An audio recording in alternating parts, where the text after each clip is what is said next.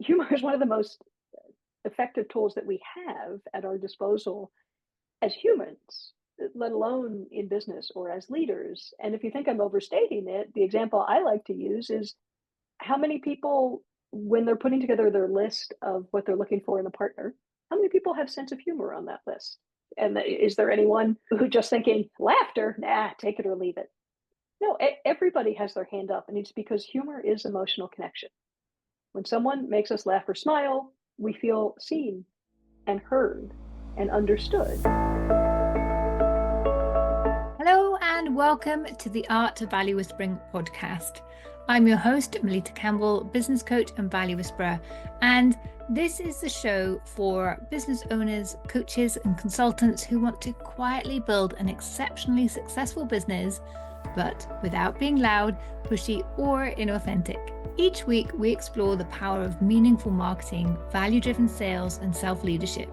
You'll learn how to attract your dream clients, sell with confidence, and create lasting success in a way that feels natural, aligned, and true to you.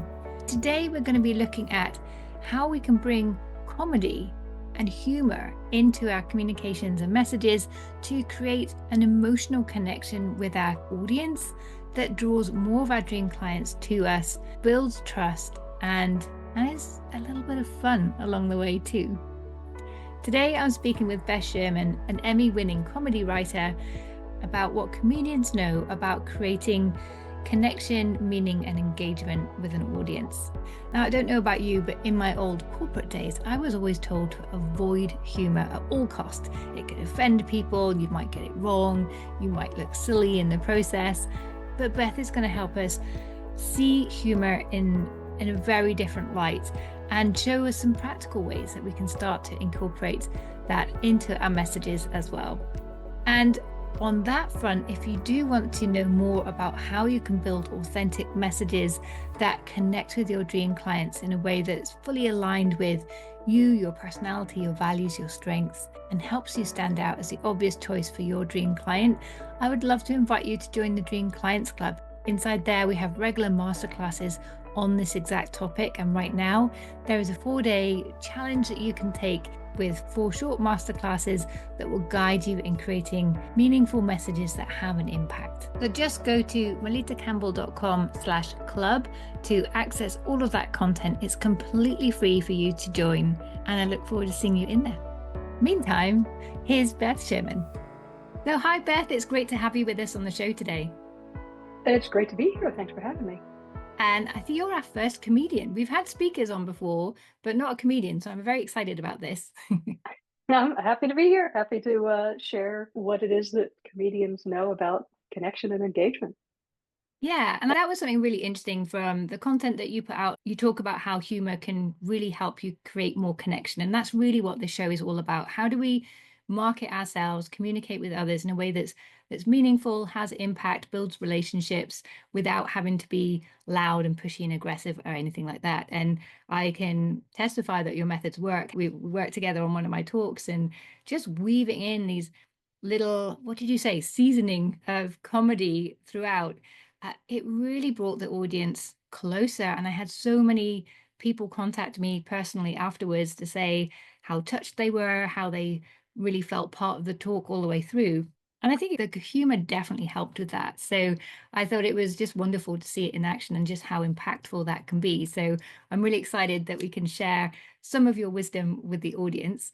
Before we get to that, however, I'd love it if you could tell people a little bit more about your background and how you came to do what you do today and what made you have that courage to step up and be a comedian in the first place. Uh, who do I think I am? So, yeah, well, I was actually a comedy writer before I was a comedian. I didn't really listen to music growing up. I grew up listening to stand up. It was the 80s, which dates me immediately. But I loved stand up comedy. I came from a culture and a family that was very funny. I ended up just collecting live stand up comedy records. Well, first of all, there was really no one that resembled me in that Hall of Fame group of comedians that I was listening to. They were from, many of them, a similar culture, like Jewish East Coast, but they weren't women. I mean, I knew of Joan Rivers, but I didn't see myself in her. So it didn't occur to me to try stand up. And then after university, I did fall in love with writing for television. I went to university, didn't really study that because it was not really something they taught, but then went to Los Angeles and worked my way up from a production assistant to a writer's assistant. And then I started getting opportunities as a writer. And I spent 27 years writing for what in the States is considered comedy variety. In the UK, it's more considered chat shows, but I wrote for Late Show with David Letterman, Tonight Show with Jay Leno. I spent 3 seasons at Ellen. I've written for lots of award shows, including the Screen Actors Guild Awards 3 times, and I've written for the Oscars twice. So the weird little superpower in that job is being funny in someone else's voice. Yeah. And along the way, a lot of the other writers on staff were comedians. And they said, well, if you want to do it, idiot, just do it. So of that 27 years, for 15 of those years, nights and weekends, I was also doing stand-up. And when the shows I was working on were in hiatus, I would do the road. So I'd spend a week all over the US. I mean, Vegas, New York, Ohio. It wasn't all exciting. And I also went to military bases, including overseas, and have performed in Iraq, which not a whole bunch of people can say. Um, I've also been told I say it incorrectly, that it's Iraq and not Iraq. So apologies. So now I'm in London, but I didn't quite want to go back to stand up and I didn't quite want to go back to TV writing. And I looked at the skills that I had. And for 8-ish years or so, I've done speech writing on the side and helping people outside the world of entertainment. I've helped them add humor to speeches. And so I continued doing that. And in doing that, I found I was explaining a lot of comedy concepts and explaining a lot of things that come very instinctively to me that it turned out other people don't know. So I've started a few years ago speaking on that, showing people how comedians use humor as a tool for connection and engagement because comedians are really good at connecting. If we don't connect with our audiences, things don't go well. I mean, it's so bad, it's not just called failing. If we don't connect with our audience, it's called dying. So, yeah, weirdly doing very well is called killing. I don't know why it's so violent. But what I get to do that I love doing, I help people one to one who are professional speakers or people who are doing, or first time speakers doing a TED talk or people who do training. I help them make their content funnier and more engaging. But the trick to doing it is to do it in their voice. It's doing it in a way that's authentic to them and organic to their material. And you very openly said that we'd work together, and you use a phrase that I use quite often, which is seasoning. I think of humor as seasoning. Think of it like salt. You don't always need a lot, but you always need some because it adds balance. I mean, if you cook, if you bake, if you make sweet things, you know that there's a little bit of salt, even in foods that are sweet. So adding humor is an incredibly powerful way, just even a little bit of it. It's an incredibly powerful way to connect with people and to do exactly what your podcast talks about, which is to say things between the lines, to connect with people in a way that's not shouty or pushy. Yeah. What I would love to know, when we worked together, you were very generously throughout were sharing your rules of comedy throughout. And I was like, oh, that's just really good. Like, add the detail. Right. So now I'm always thinking, add the detail. Well, um, it's the teach a man to fish kind of idea that if I can show people what I'm doing, how I'm seeing, or how the comedic opportunities jump out to me, the opportunities to sort of to add a little seasoning, then when people work on their own content, those opportunities will present themselves. It's not yeah. a great model for repeat business, but people find it very helpful. Well, I think once you try something for yourself and you get so far, then you realize, okay, now I need some help to take it up a level. And as you say, it was nice to have that permission to find the comedy in my own voice, in my own situation, because I look at Ken Robinson and his TED Talk, everyone looks to that one as a holy grail. And I just realized, I would love to get laughs like that, but that's not me. So I loved how collaborating together, the jokes were the humor was very respectful to the content and the way I wanted the audience to feel going through that. Do you think you could share some of your favorite rules of comedy with the audience? Of course. Yeah, and again, I love that also you were aware because I'm not trying to create comedians. That would be awkward. And honestly, I don't enjoy listening to bad comedy.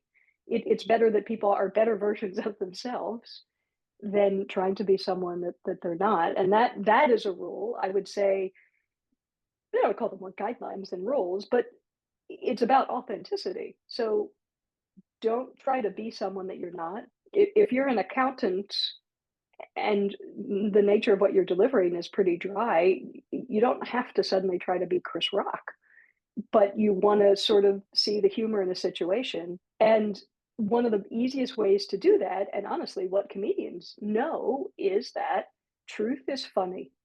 And if you want laughs, and smiles count, they don't have to be laughs.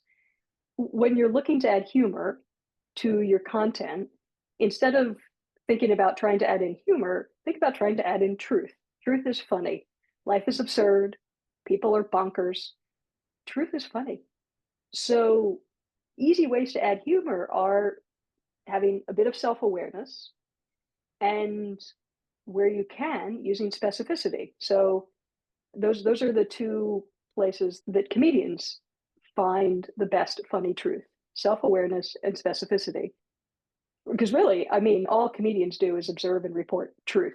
If you watch even the biggest names, Chris Rock, Wanda Sykes, Peter Kay, Frankie Boyle, what they're saying is truth. It's just very keenly observed truth, but they're not making up stories. It's not the Grimm's fairy tales. It's not fiction. It might be a little bit exaggerated, but it's truth. So, truth is funny. Two great places are self awareness and specificity. By self awareness, I don't mean be self deprecating. I simply mean uh, acknowledging what your audience might be noticing or thinking about yourself or about the situation in general. So, when I was doing stand up, most of the places, I didn't look like my audience. I am, if you're watching the video, if you're not watching the video, if you're watching the video, you know what I look like. But if you are listening to the podcast, I have short hair. It's kind of gray. Uh, if you took a guess at my politics, if you profiled me, you'd probably be right. Not just for politics, probably for anything you guessed. And I would be in the deep South. So I knew that the audience was noticing my short haircut. And I knew that they were noticing that. And then they were making assumptions based on that. So I would acknowledge what they were noticing and what they were assuming so that I could remove it as a potential distraction. So I tended to start with, well, there were a few things, but one of the things I would start with is, I know you're noticing my haircut and thinking I must be gay. Well, I'm not. I'm married to a man. Sorry, I'm married to Amanda. Oh, I always get that wrong. She hates that joke. But there was no judgment with it. Being self-deprecating is putting yourself down just to get a joke. Being self-aware is simply acknowledging whatever your audience might be noticing or thinking so that you can remove it as a potential distraction. And again, I mean, a friend of mine is from Ukraine and she speaks a lot. I mean, she does professional speaking and people hear her accent and they wonder where she's from. And especially right now, people are wondering, is she Russian? And because there are a lot of things that are attached with that. So she wanted a good way to, uh, one, she's very proudly from Ukraine, but also just early and often to kind of let people know what the accent was. Because if people were thinking, I wonder where she's from, they're not paying full attention. So we gave her something like, and we attached it to something she was telling us anyway. She talks about fashion and she wanted to talk about how her Soviet upbringing really influenced how she feels about fast fashion and consumerism. And so she talks about, I grew up in the Soviet Union. I'm from Ukraine. That's why I sound a bit like a Bond villain. But in her accent, it gives us a lot of information. So that's self awareness. Specificity is simply, if truth is funny, the details of that truth are hilarious. So when you're looking for comedic opportunities, if you're talking case studies or difficult customers or your own learning curve, think about what will give us details. Things don't have to be a joke to get a laugh or a smile. And it's often just thinking of it in the context of, if your friend was telling you a story and they just said, yeah, I got fired. your friend would say, wait, what happened? How did that go down?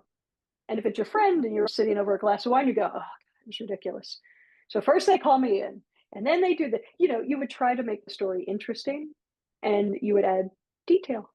And it sounds like from what you're saying, that self-awareness, it helps to also be audience aware, to Absolutely. know, because if you were to tell that joke in New York, for example, they probably wouldn't be bothered in the same way. So I guess the more you get to know the audience, the more you can pick out the details that are going to connect with them and feel more like them. So you're on the same page. Is that where the details come in as well? In comedy, your opener is very important. Mm-hmm. So even if it doesn't have to be that that's the question in the thought bubble above every single person's head, if it's simply something that people notice. And in terms of speakers, there's a guy that I worked with who's 6'5".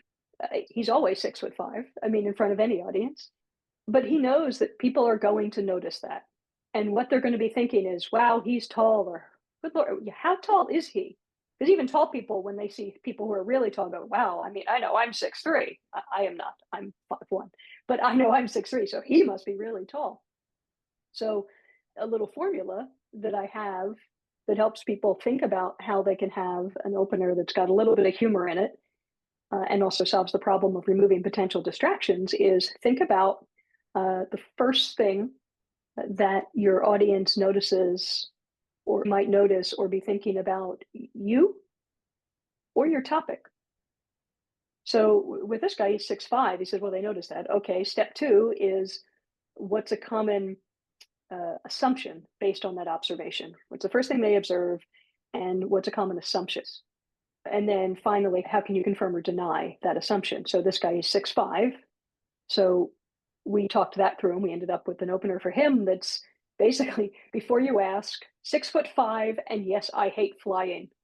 And because with him, that's what people said every time they met him. How tall are you? And then I bet you hate flying.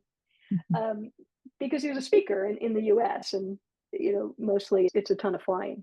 But he was immediately acknowledging what they were thinking. And when you acknowledge what someone is thinking, that's also empathy.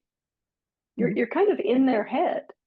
And it doesn't have to be a physical characteristic about yourself. It could be that you speak about facilities management or law or contracts or something that people typically don't find edge of their seat exciting.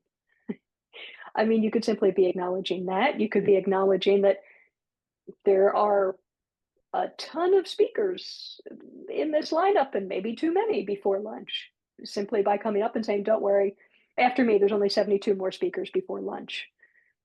Maybe the room's freezing cold and it's something that you're noticing it, and it's a potential distraction.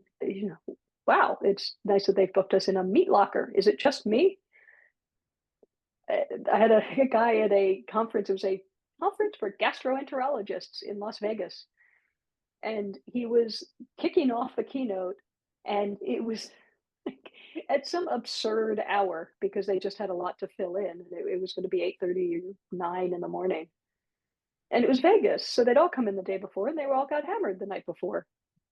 And so he said, well, don't worry. As my mom always said, the best cure for a hangover is a 45-minute keynote on gastroenterology. There are so many things that you can use. You don't necessarily have to know your audience that well. Sometimes it's just a matter of yourself and your own experience.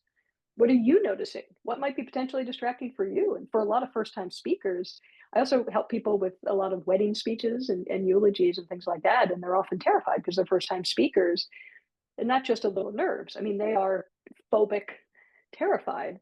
Well, if you're going to be holding a piece of paper and your hand's going to be shaking, for anyone listening, that was me shaking a piece of paper. But if you're going to be visibly shaking, then you can say, as you can tell, I'm not a big fan of public speaking, but if I pass out, just drag me back to my seat. And when I come to, tell me I was great. There's lots of ways to do it. It's a very long answer. No, it's fascinating. I was like, tell me more.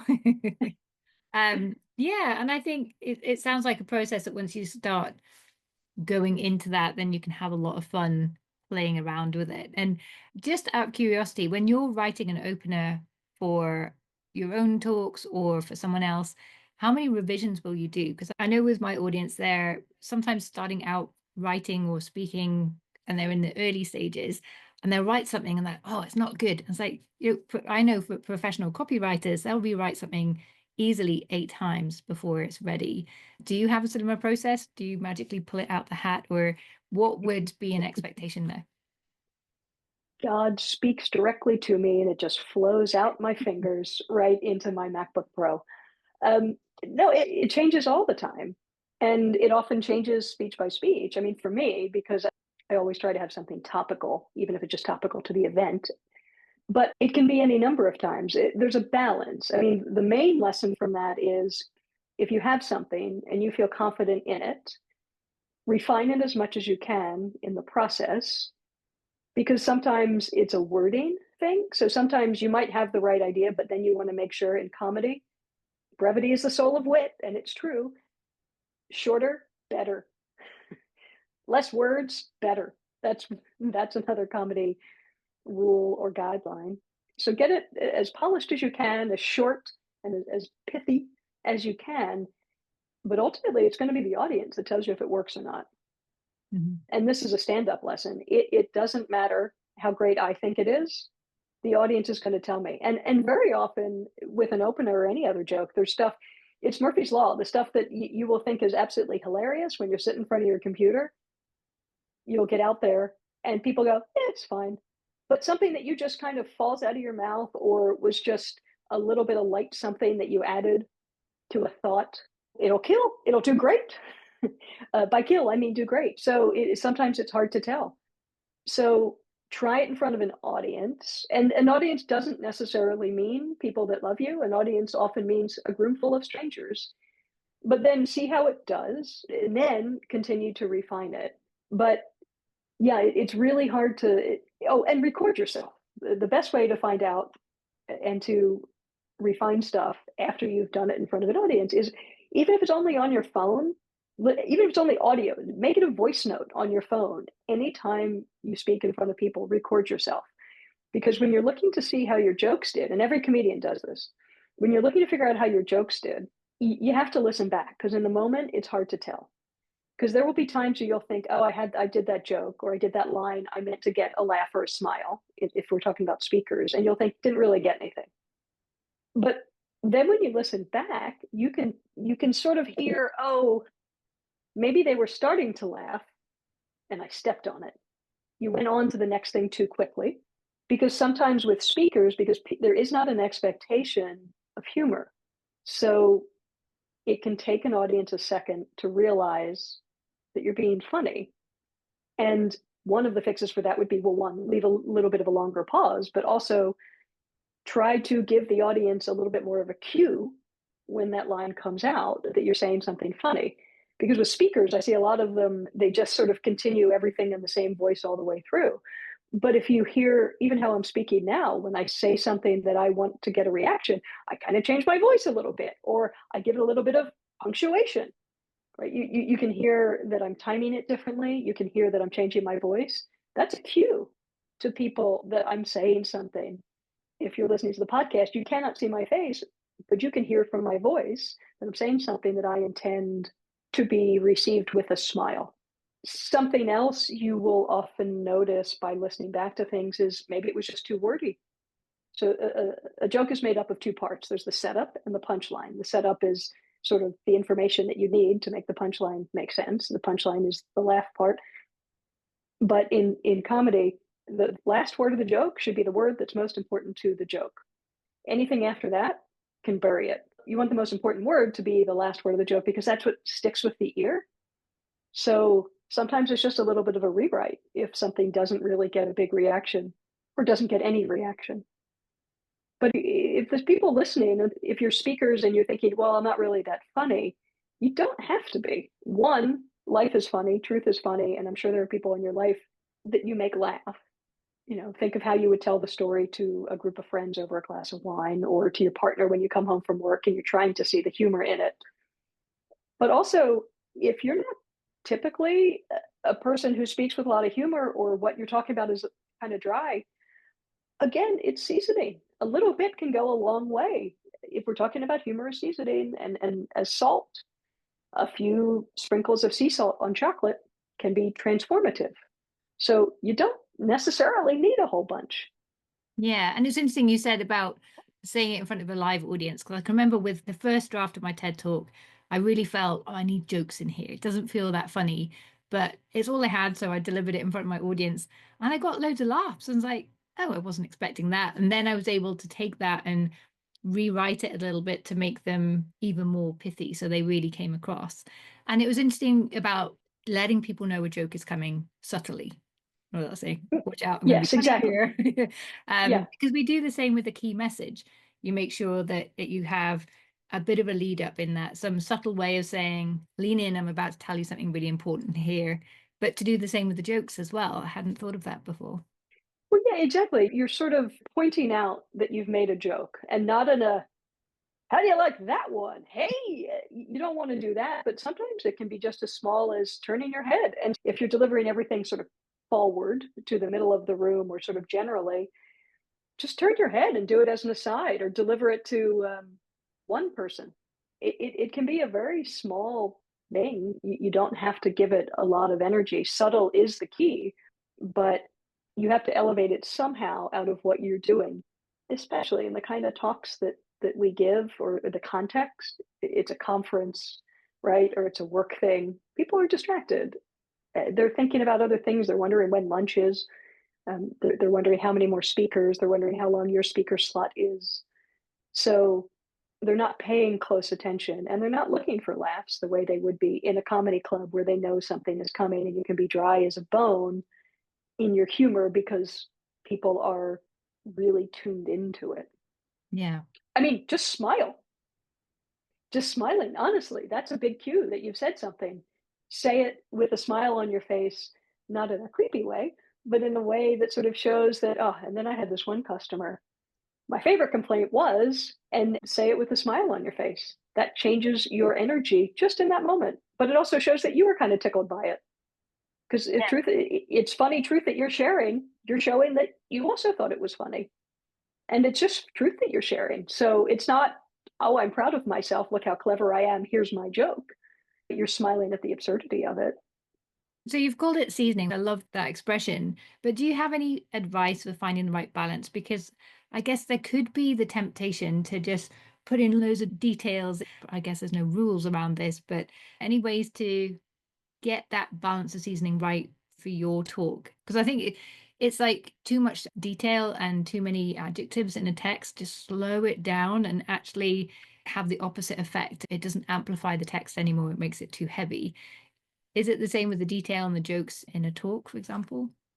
Yeah, definitely. It can become its own distraction. Yeah. Two thoughts on that. One is humor is seasoning. It's not the main ingredient. Your message is the main ingredient.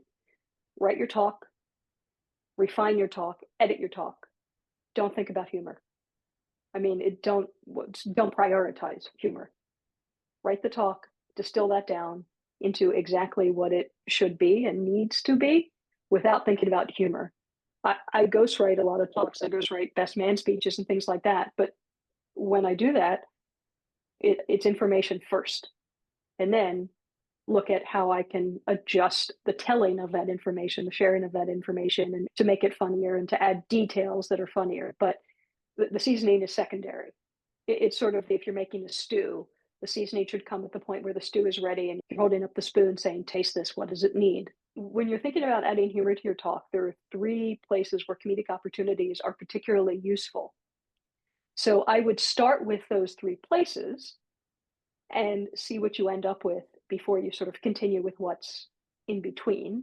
And the three places in a talk where humor is most useful are the beginning, the middle, and the end. You're welcome. Don't get daytime Emmys for nothing. But it's true. So at the beginning, a little bit of humor of any sort, and again, by the definition of just something that makes people laugh or smile, something that creates emotional connection, because laughter, even just a smile, is emotion. And if you can conjure emotion in people, emotion is a necessary building block of trust. You need trust if you're going to get people to take any sort of action, like buy in from you or simply by continuing to listen to you. So at the beginning, to quickly establish emotional connection, and also to set the tone, because as I said, most of the time people are not there to see us. Most of the time people are not at our events of their own free will. They sort of have to be there. And I'm not saying they're dreading it, but no one is sitting there thinking, "Ooh, 2 more sleeps until trends in facilities management." So that's a great reason at the beginning. In the middle, a tiny bit, it keeps people engaged, because even if we're fascinating, people's attention spans are short, and sometimes you can smell lunch cooking in the other room.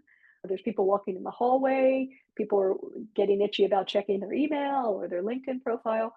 So our minds wander. Maybe, did I remember to tell someone to pick up the kids today, or will they just have to make their own life at an empty school? So if you add it in the middle, if other people react, the people who are still engaged and paying attention, there's that fear of missing out. So if I'm there daydreaming, or worse, looking at my phone, and other people laugh, I'm going to click back in to see what I just missed. And also, very useful to use it at the end because, again, memories are short and we remember the last thing that we hear. And if you can make people laugh or smile at the very end, they're going to walk out of your talk thinking, I had no idea facilities management was so damn entertaining. Even if the rest of your talk was not a laugh a minute, it really sticks because it is emotional connection. And laughter is a strong emotion. And it's a strong emotion literally in the same category as fear. And memories that are created and are attached to strong emotion, it literally is the brain, the amygdala, and the hippocampus working together. And those memories are stored in a part of the brain that's reserved for emotional memory. It's why as people get older and their memories are worse, they remember strong things that happen with strong emotion. It's why my mom, even when she couldn't remember a lot, could remember that her mom liked her older sister better and had lots of stories that she wanted to keep sharing on a loop about how Aunt Joan got preferential treatment. But she also remembered, even though her memory was not amazing, she still remembered my wedding, even though the night before she asked who was getting married. So it's because things that happen that are attached to strong emotion are much more likely to be remembered. And why not make it us? Yeah. So I'd written down on my notes placing because that was my next question. It's like, where do we place the jokes for most impact? So we put it at the beginning, middle, and end. Is it worth looking at? You're just saying you remember things when you have that emotional attachment to it. But for our key messages, is it worth attaching humor to those? Or is that then more of a distraction? Or is it a case by case situation? Case by case situation. And by the way, the humor added at the end, I would call, there's something in comedy called a callback. So a callback is just a reference to a previous punchline. And if you notice, watch any Netflix special, you'll see people doing that. Their final joke will relate back to something else that was said. So it's a great way to sort of bring things full circle. So that third place, it's almost 2.5 places that you're looking for. In terms of where else to sprinkle it, I would say let your content and your own personality inform that. But that's where specificity comes in, because if you have a key message that you really want people to take away, can you make an analogy? Can you use a funny analogy? And again, something that is truthful. But if there's a key message and you want it to really embed with people, make it something that is an analogy to their everyday lives. And maybe it's a frustration of their everyday lives.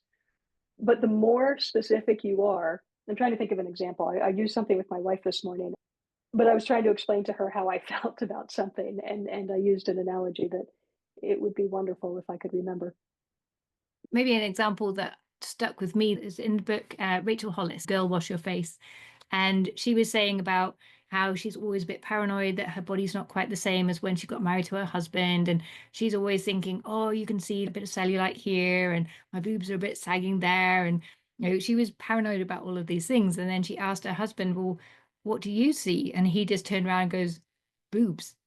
Yeah. Yeah. And again, and that's truth is funny, right? There's not even, because I think we all know that even though that is a laugh line, he was not saying it probably to be funny. He was saying it because that is a truthful answer to the question. Yeah. But it really embedded that point with me. So whenever I'm Yeah, feeling that way, I'm just thinking, no, all my husband sees is boobs. yeah, yeah, and it's incredibly effective. Mhm. It's incredibly effective. And there's a great quote from James Joyce. I love that I get to quote James Joyce when I'm talking about comedy. Noted funny man, author of Ulysses, James Joyce. But he has a great quote that is, in the particular lies the universal. The more specific you are, the more relatable something is. The boobs example, it's very, very specific. It's a specific answer to a question that she asked, but it's incredibly relatable. I mean, if you watch stand up, watch any Netflix special, when they cut to the audience for the laughing shots, I will tell you that 8 times out of 10, you don't just see people laughing, you see people laughing and turning to the person next to them. They're turning to the person next to them, and you can just see the thought bubble above their head is, or even read their lips going, you do that.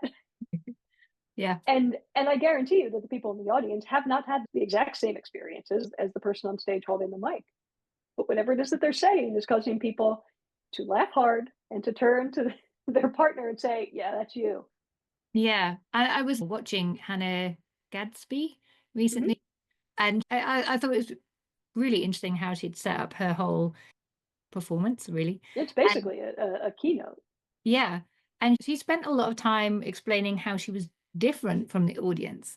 And I thought, well, that's interesting. But then, as you say, the way she uses details connected everyone and everyone related to her and related to those experiences. So yeah, as you were saying that, it made me realize, yeah, she really went out of her way to say, these are all the ways I'm different from you guys.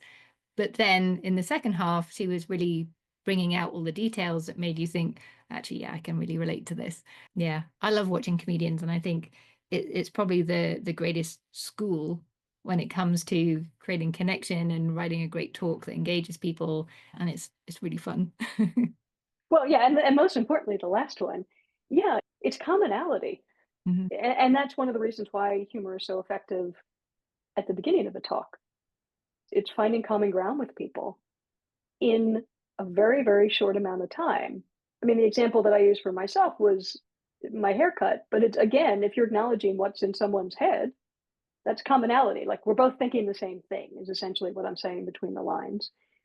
It can happen in seconds how quickly. I used an example last night. I was talking about this, and the example I used because I was at this particular professional association, but at the national conference, this particular professional association had had some substantial financial problems. And within weeks of those financial problems being noticed, and much of the board and the president, there were a lot of people stepping down.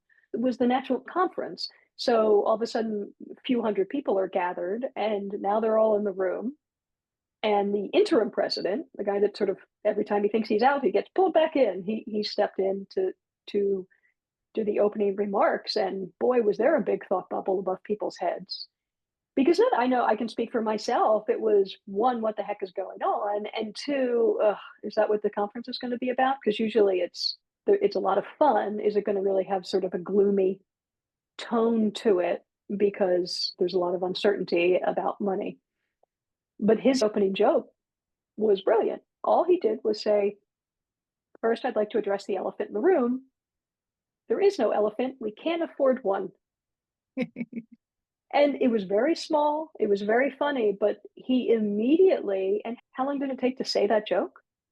Maybe 2 seconds. He acknowledged what every single person in the room was thinking.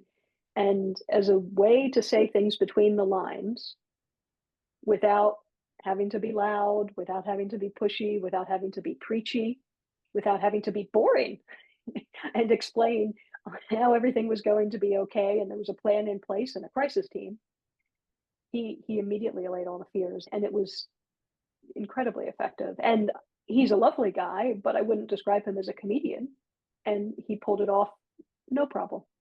Yeah, you kind of brought the conversation there a little bit into corporate. And when I was working in communications in corporate, the big advice is always don't use humor. Don't use humor in corporate. It's a really bad idea.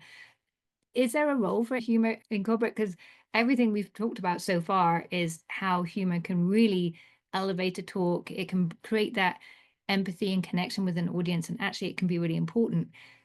So I'd love to get your views on that message that you should avoid humor at all cost. Well, sure. And again, I talk about humor as a tool, and if I'm torturing that analogy, it is a tool, and just like a hammer is a tool. You can use a hammer to build something, you can use a hammer to hurt someone. And sometimes things go wrong. Sometimes that hurt is unintentional. I think we've all hit our thumb with a hammer, but most of the time it's not on purpose.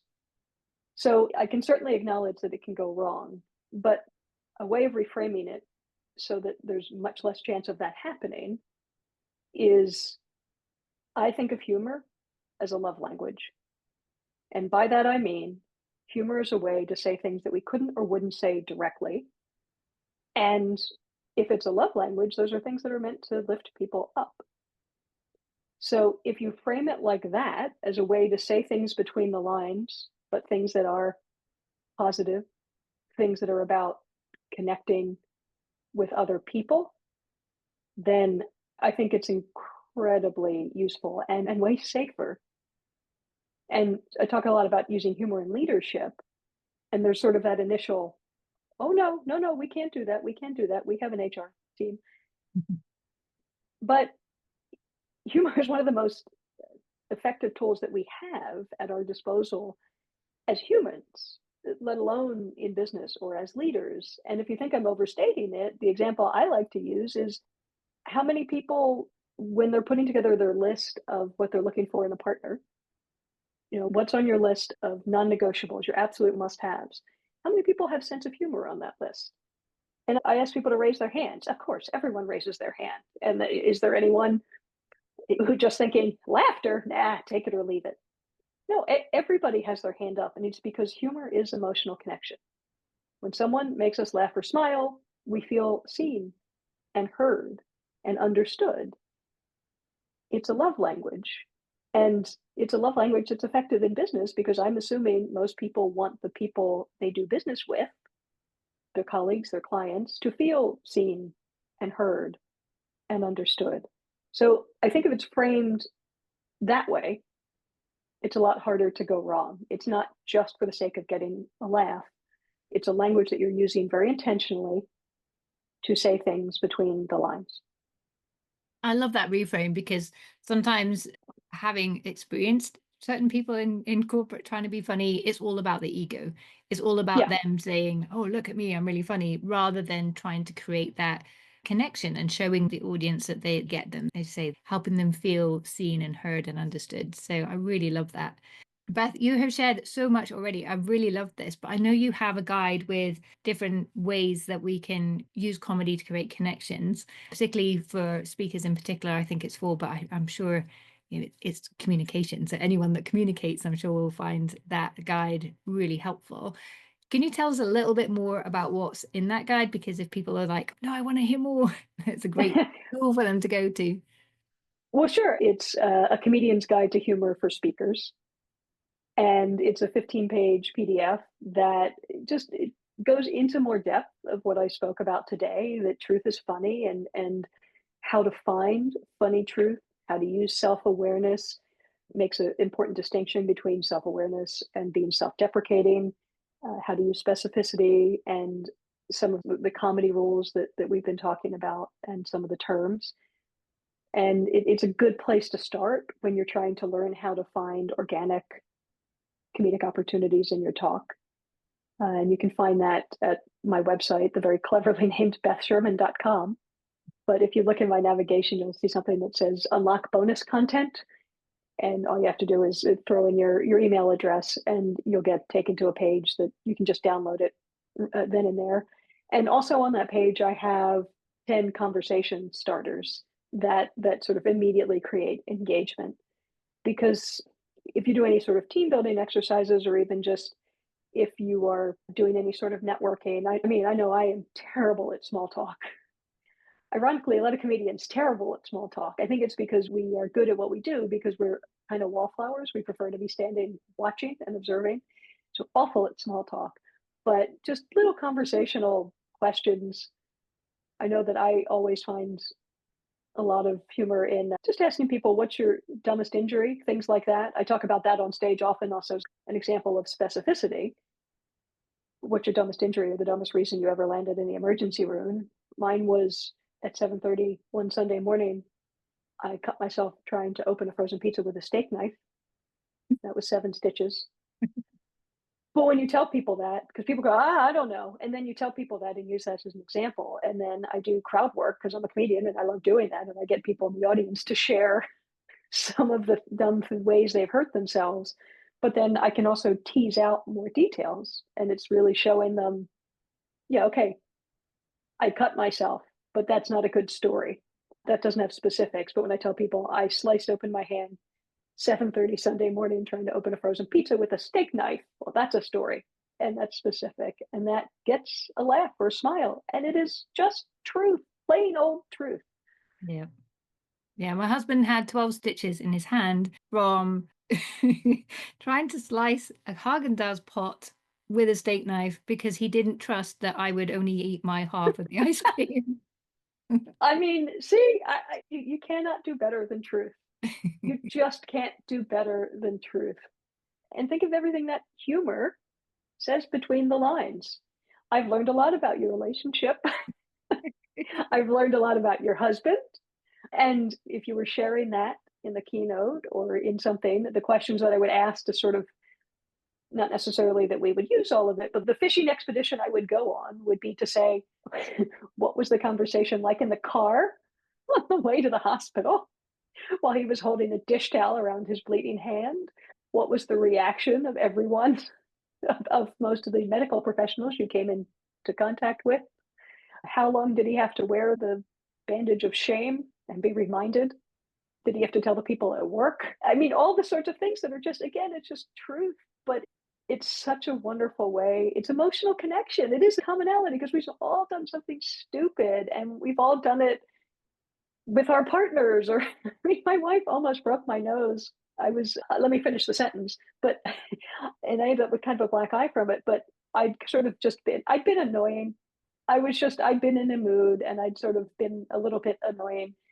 And we went to bed and I went to spoon her just because I was sort of trying to say without saying, just, okay, please don't be mad at me anymore.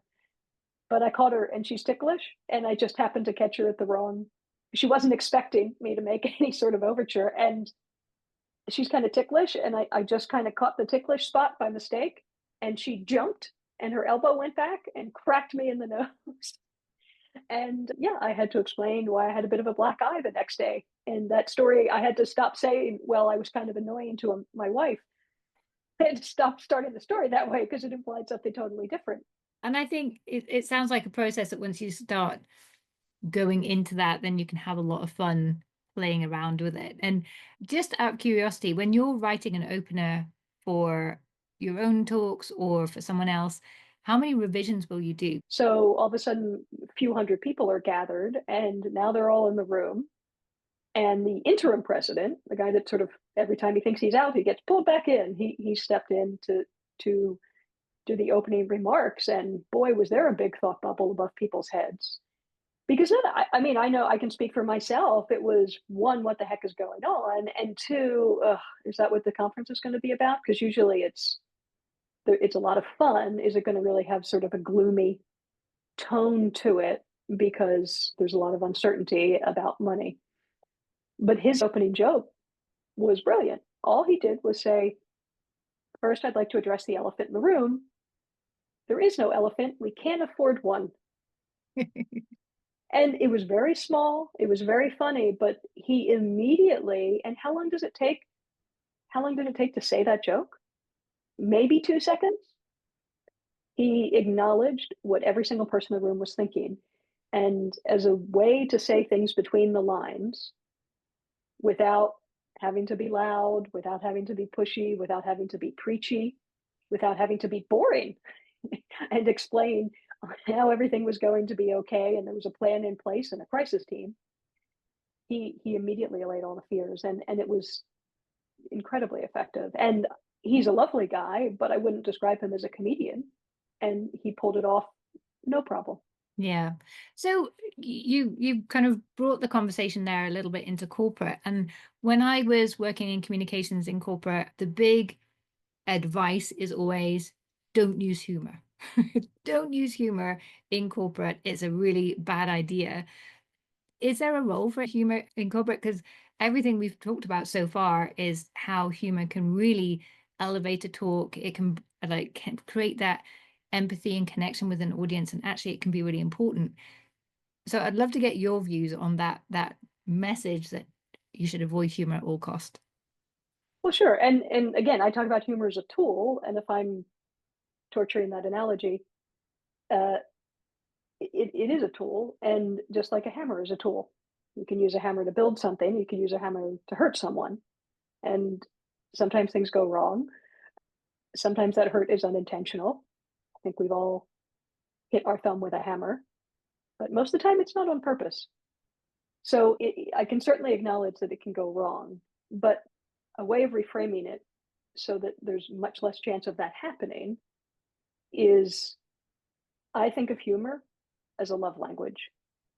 And by that I mean, humor is a way to say things that we couldn't or wouldn't say directly. And if it's a love language, those are things that are meant to lift people up.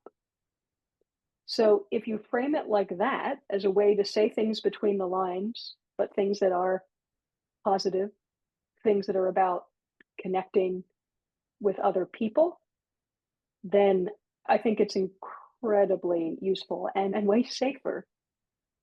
And I talk a lot about using humor in leadership. And there's sort of that initial, oh, no, no, no, we can't do that. We can't do that. We have an HR team. But humor is one of the most effective tools that we have at our disposal as humans, let alone in business or as leaders. And if you think I'm overstating it, the example I like to use is how many people, when they're putting together their list of what they're looking for in a partner, what's on your list of non-negotiables, your absolute must-haves, how many people have sense of humor on that list? And I ask people to raise their hands. Of course, everyone raises their hand. And is there anyone who just thinking laughter? Nah, take it or leave it. No, everybody has their hand up, and it's because humor is emotional connection. When someone makes us laugh or smile, we feel seen and heard and understood. It's a love language. And it's a love language that's effective in business because I'm assuming most people want the people they do business with, their colleagues, their clients, to feel seen and heard and understood. So I think if it's framed that way, it's a lot harder to go wrong. It's not just for the sake of getting a laugh. It's a language that you're using very intentionally to say things between the lines. I love that reframe because sometimes having experienced certain people in corporate trying to be funny, it's all about the ego. It's all about Yeah, them saying, oh, look at me, I'm really funny, rather than trying to create that connection and showing that the audience that they get them, that they say that helping them feel seen and heard and understood. So I really love that. Beth, you have shared so much already. I really love this, but I know you have a guide with different ways that we can use comedy to create connections for speakers in particular. I think it's for, but I'm sure it's communication. So anyone that communicates, I'm sure will find that guide really helpful. Can you tell us a little bit more about what's in that guide? well, sure. And it's a comedian's guide to humor for speakers. And it's a 15-page PDF that just it goes into more depth of what I spoke about today, that truth is funny and how to find funny truth, how to use self-awareness, makes an important distinction between self-awareness and being self-deprecating, how to use specificity and some of the comedy rules that we've been talking about and some of the terms. And it's a good place to start when you're trying to learn how to find organic comedic opportunities. It just honestly, it's a little bit of vulnerability too, but it's lovely vulnerability. It's humanity. And my last talking point with so many people creating content with AI, look, that's great and it'll shortcut a lot of things. But you know what AI doesn't know? And those are the things that make us human. And those are the things that other humans and audiences respond to. So AI is great, but I think for a bit longer, I've got some job security. Please, I hope. Yeah, I agree. And as you say, it's that human connection. And I don't think an AI could really replicate that. Not as well as you could. You certainly can. I don't know about me. Oh, I'm Um, sure. and yeah, it's interesting you said about the conversation openers, because I wrote the book A Shy Girl's Guide to Networking, and a lot of the listeners have read that. And so that's going to be music to their ears as well. So that's a really nice bonus content for the audience. Sure. And yeah, that page has all kinds of stuff, and there's some good videos with tips and tricks and things like that. And also when they give me their email, if they'd like, they can also get my weekly newsletter, which has tips and tricks. And I try to keep it very short, funny. It's a laugh. It's something useful on a Saturday morning. Yeah, and it tells you what to watch that's going to make you laugh as well. I've really appreciated that. Yes. Well, yeah, I'm glad you like it. And the what to watch also, there's a lot of stuff that we all hear about, but I try to get a little extra nerdy and say, these are some things we've all heard about those things. Someone already told you about that, probably, but here are some things that you may not have heard of. Yeah. Beth, thank you so much. So if people want to know more, obviously there's your website, bethsherman.com. Is there any other way? Do you hang out on LinkedIn, or is it the website the best way to contact you? Either, but I'm very active on LinkedIn, and I like to and it's under my name, Beth Sherman, and I would love to connect with anyone that wants to connect. And I really try to make my LinkedIn posts just a little smile in people's day. So it's stuff that content and tips and things like that that are actionable. But I'm a comedy writer and a comedian. I respond to things. I connect with things that make me laugh or smile, and I try to make what I post do that for other people. Brilliant. Beth, thank you so much. Thank you. My pleasure. Thank you for joining us on the podcast today. I hope you have found this episode helpful and you're all ready to start seasoning your content with a little bit of humor and creating more interesting connections with your network by sharing some of the silly injuries that you've ended up with over the years. And do reach out and tell me what those are, and if any of them beat my husband trying to cut a tub of ice cream in half just because he thought I might have a scoop more than him. If you have enjoyed today's show, then please do leave a review on iTunes. It helps more people to find the show, enjoy the content, and do share this episode with your network and business besties so they can grow alongside you too. Meantime, I've been Melitta Campbell, your business coach and value whisperer, and I look forward to seeing you again in the next episode next Wednesday. Bye.